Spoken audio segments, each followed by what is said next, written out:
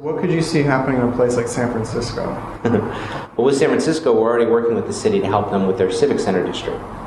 The Civic Center, like most civic centers in cities, has a lot of activity during the day, but at night it just becomes a ghost town. Everybody kind of leaves and goes away. Nobody lives in the Civic Center, and the businesses have kind of reflected that.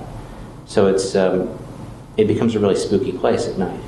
So what we did was we conducted one of our workshops to see what could we do to transform it into a really 24/7 space that would be used, and not in a gimmicky way, but in a real tangible way. So we do this by looking at who are the actual users of the space. Who are the users that we want to bring to the space? What are their needs, and how do we define their needs and define their activities? And then from that we create essentially a thick document showing plans and ideas of what we can do. And then we can replicate this in really any city.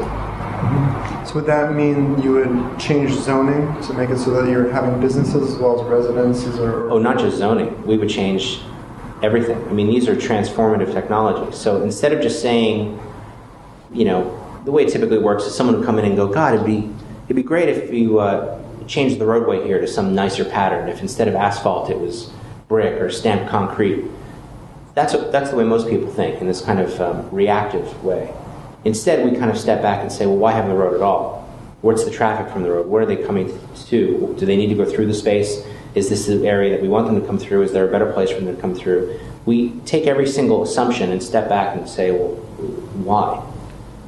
And what if? And then we explore these what ifs and we find much better solutions.